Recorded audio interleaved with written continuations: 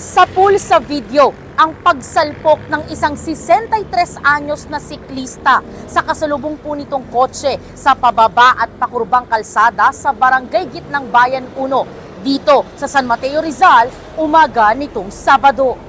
Oy, oy, oy, oy, oy! Oh! Hala! Hala!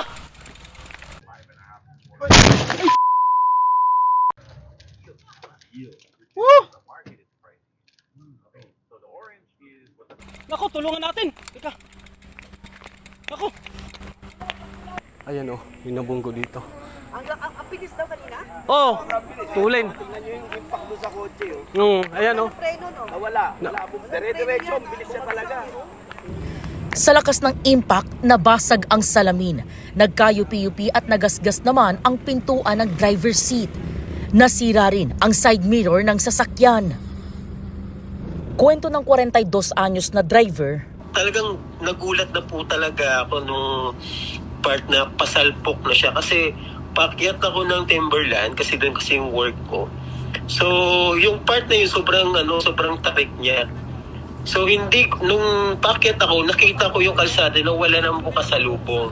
So, nagulat na lang ako na biglang may bumulusok sa akin pababa. So, there's no way to escape na po, iwasan siya. So, talagang diretso po talaga sa akin. So, talagang nagulat po ako doon sa insidente na yun.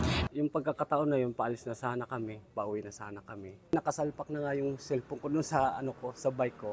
Nagulat na nga lang rin ako na mayroong parating na bikers na bigla na lang nabunggo dun sa kotse na paahon papuntang Timberland. Yung takbo naman ng kotse na paahon, normal lang siya na, siyempre umaahon, hindi siya matulin. Normal lang siya basta umahon. Itong bike naman, talagang matulin po dahil yung impact nga po nung dun sa sasakyan, talagang ang lakas po ng ng pagsalpok nung sasakyan. Doon po sa siklista natin, nagtamo po siya ng injury ng mga gasgas sa mga bahagi ng katawan at sa tuhod po. Ganun sa ulo naman po ay bahagyang pamamaga po o bukol. Yung pinangyarihan po ay sharp curve po yun. Napakadelikado, kinukonsider namin siya na accident prone. ayon sa pulisya, nakalabas na ng ospital ang biktima. Nagkaareglo na rin daw ang dalawang panig matapos ang insidente. Paalala ng otoridad sa publiko.